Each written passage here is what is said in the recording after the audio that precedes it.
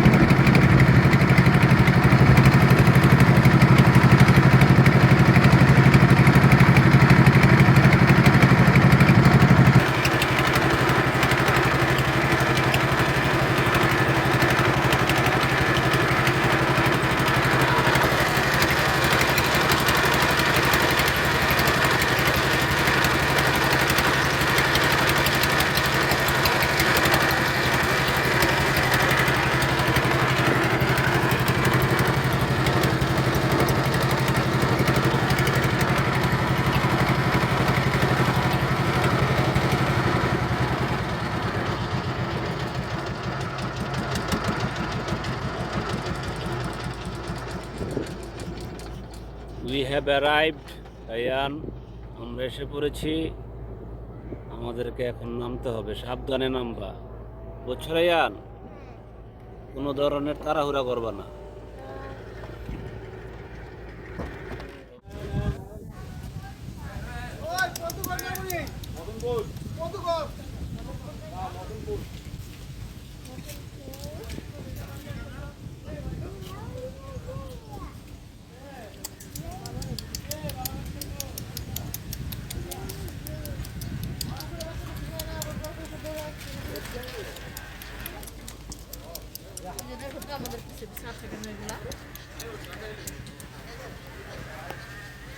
অনেক বড় বট বৃক্ষ,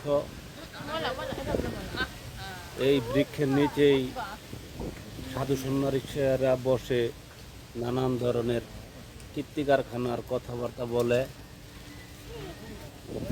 যা আমরা লক্ষ সহস্র বৎসর যাবৎ শুনে আসছি। এই যে দেখুন কুকুর কিভাবে তার সন্তানদেরকে মাতৃদুগ্ধ খাওয়াচ্ছে, পান করাচ্ছে। বিষয়টি খুবই ন্যাচারাল ন্যাচারালিস্টিক।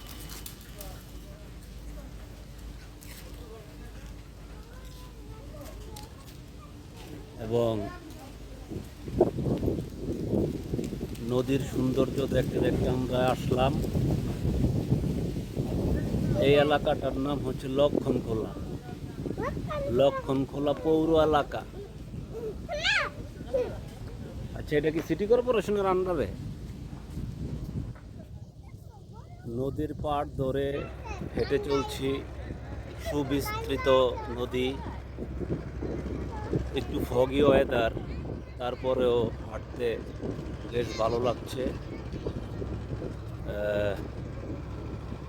আজকে তারিখ হচ্ছে 26 তারিখ, 30শে নভেম্বর 2024। তার সব ধরনের বৈচিত্র্যতা নিয়ে আমাদের মাঝে এসে উপস্থিত হয়েছে। যদিও এই শীতলক্ষা নদী নানান ত্রুটির মধ্যে পড়ে গেছে। শহরের মিউনিসিপালের যত আবর্জনা আছে সব এই নদীতে এসে পড়ে এবং পানি মারাত্মকভাবে দূষণের শিকার হয়েছে। তারপরেও আমরা একটু ভালো জায়গা খোঁজার উদ্দেশ্যে এই রাস্তা দিয়ে হেঁটে বেড়াচ্ছি।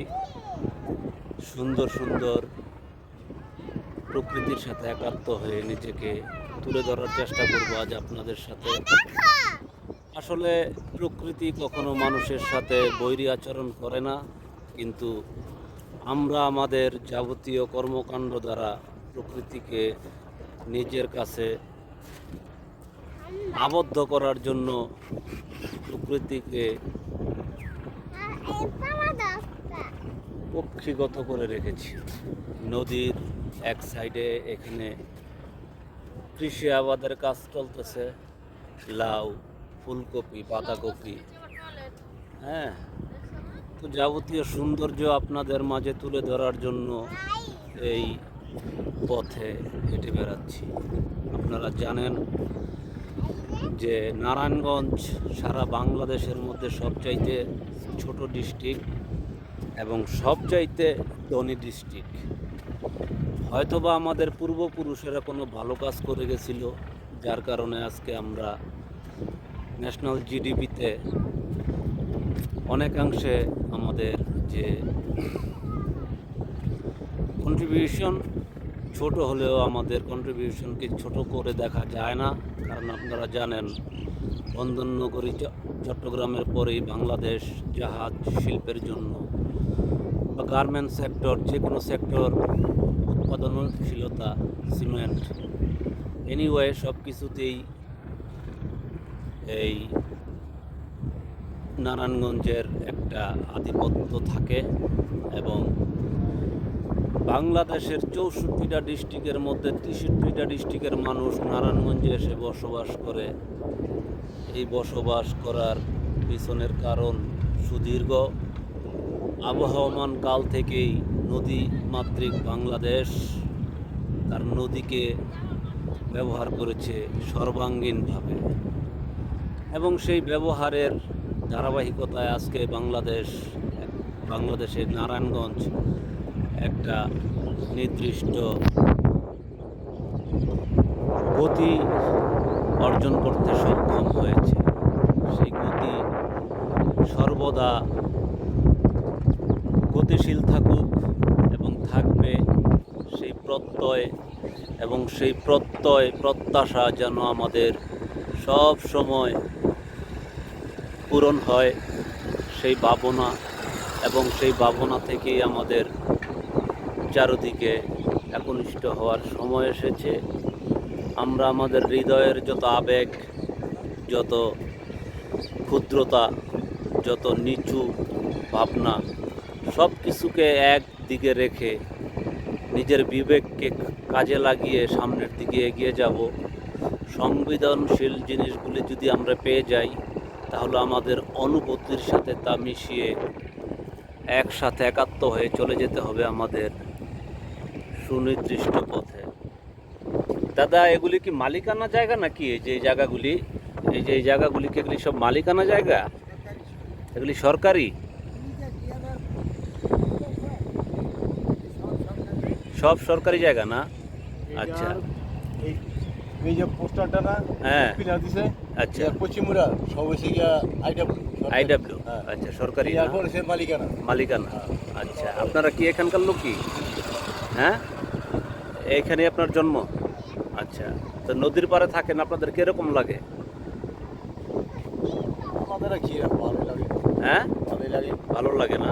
যাক, তাইলে আমাদের জন্য দোয়া করেন, আপনারা ভালো থাকেন। হ্যাঁ, বিদায় জানাই। আচ্ছা, ঠিক আছে, আমরা এগোচ্ছি। দর্শক বন্ধুরা, এই যে দেখেন নদী, নদীকে নদী দখলদারি করে তারা যেন নদী দখল করতে না পারে, এর জন্য সরকার দুই সাইডে ওয়াকওয়ে তৈরি করে দিয়েছে।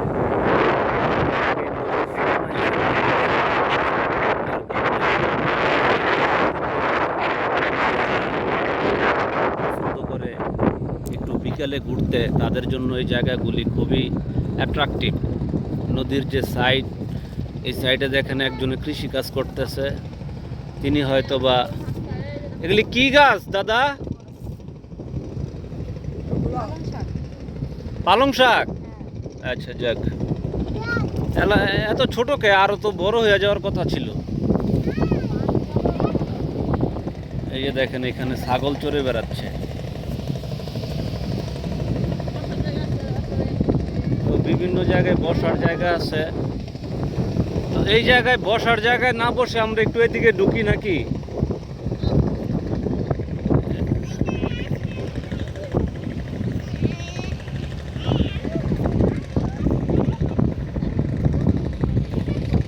আমরা ওই পিছনের এখন যে সাইডটা দেখতে পারতেছেন সেটা হচ্ছে উত্তর সাইড।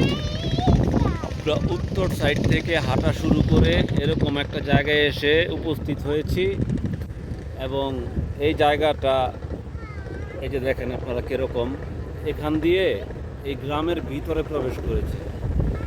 তো আমরা যদি এই গ্রামের ভিতরের এই মেজো পথ দিয়ে হাঁটি, তাহলে আপনারা দেখতে পাবেন যে আমি ধীরে ধীরে খুবই ভিতরে প্রবেশ করতেছি, এবং নারায়ণগঞ্জ যে কতটা সমৃদ্ধ এবং এখানকার প্রকৃতি যে কতটা উর্বর, সেটা এক ঝলক দেখার জন্য আপনার এই গাছগুলি দেখলেই আপনি বুঝতে পারবেন যে কত প্রাচীন, কত বিশাল একটা গাছ। এবং এই গাছগুলি শতবর্ষী গাছ। হ্যাঁ, এই যে দেখুন কত সৌন্দর্য, কত beautiful. It's a very beautiful Narayanganj, you know, one of the best place of Bangladesh, ancient city and village city of Bangladesh is a very tremendous beauty. আমরা যেখানে প্রবেশ করতেছি জায়গাটা একটু জঙ্গলের মতো, যদিও কোনো ভয় নেই, কারণ এখানে মানুষের চলাচল অবশ্যই আছে বোধ করি। এবং দেখেন যে এখানে যে বেল গাছ, এখানে কেউ হয়তো বাগান করেছে। হ্যাঁ, লেবু গাছ, এই যে দেখেন কি সুন্দর লেবু হয়ে আছে। সেই যে লেবু, রায়ান দেখো লেবু গাছ, এই যে লেবু। হ্যাঁ, তারপর কাঁঠাল, এই কলা দেখলাম এক জায়গায়, কলা গাছ। তো এই সবুজের মাঝখানে ঘুরে আমরা আমাদের নিজের ভাগ্যকে, নিজের চরিত্রকে চরিতার্থতা করি, এবং সব কিছুই আমাদের দেখা উচিত। আমাদের আসলে ঘরে বসে থেকে কোনো লাভ নেই। জীবনে চলার পথে বিভিন্ন আঙ্গিকে আমাদের বিভিন্ন জিনিসপত্র সম্মুখভাগে এসে উপস্থিত হয়। ভিতরের সাইডটা খুবই জঙ্গল, এবং এই জঙ্গলে থাকাটা সমীচীন হবে না, কারণ সন্ধ্যা হয়ে আসতেছে। সব এলাকায় কিছু আজে বাজে লোক থাকে, যাদের হাত থেকে নিজেদেরকে রক্ষা করে চলতে হয়। এবং এই যে সামনে যে সাইডটা দেখতেছেন, এই বড় বলি নারায়ণগঞ্জ সিটি, ওই যে নারায়ণগঞ্জ সিটির বড় বড় বিল্ডিং দেখা যায়। ঘন কুয়াশার কারণে এখন একটু hazy weather, and that's why this skyscraper is not visible here. It's too much distance. I think it is 2 or 3 kilometers away from there. এই পথ ধরে আবার এগোচ্ছি। আপনারা জানেন যে খেজুরের রস আবহমান বাংলার একটা প্রধান খাদ্য, এবং প্রধান খাদ্য বলতে আমি বলতেছি যে খেজুরের রসকে যদি আমরা প্রক্রিয়ার মাধ্যমে গুড় তৈরি করতে পারি, তাহলে সেই গুড় থেকে আমরা খুবই ভালো একটা আমাদের মনের মতন যে খেজুরের রস, এই যে দেখেন খেজুর গাছ, এই খেজুর গাছ থেকেই রস আহরণ করে জাল দিয়ে সেখান থেকে সুমিষ্ট কি তৈরি করা হয়, গুড় তৈরি করা হয়। আপনারা দেখতে পাচ্ছেন কি না, এই যে একটু দেখেন, এখানে বেশ ভালো কলা ধরে আছে। হ্যাঁ, আমাদের নারায়ণগঞ্জ কিন্তু কলার জন্য খুবই বিখ্যাত। আসসালামু আলাইকুম আঙ্কেল, ভালো আছেন? আপনাদের এখানে ঘুরতে আসলাম। তো এই যে দেখেন কলা গাছ, হ্যাঁ, এই কলা গাছের একটা প্রাকৃতিকভাবেই হয়তো এই কলা গাছ এখানে গড়ে উঠেছে, জঙ্গল। তো যাই হোক, সবাই আমার জন্য দোয়া করবেন, কারণ মানুষের মুখেই আমি শুনেছি জয়, আবার মানুষের মুখেই জয়। Human lives is the dignity and prosperity. এই কর্তব্য পালন করার ভিতর দিয়ে আমাদেরকে এক সময় সুতীব্র বাতাস বহমান এই আনকন্ডিশনে আমরা বের হয়ে গেলাম, কিন্তু প্রকৃতি বিরূপ আকার ধারণ করেছে। সম্ভবত বৃষ্টি আসবে, এটাকে বলা হয় কাইটান। আশ্বিন কার্তিক মাসে সাধারণত এই বাংলায় বৃষ্টি হয় শীত নামানোর জন্য। তো এই যে বিস্তীর্ণ যে পরিবেশ, এই পরিবেশে এসে নিজের সাথে অ্যাডজাস্টমেন্টের একটা ব্যাপার স্যাপার আছে। আপনারা দেখতে থাকুন।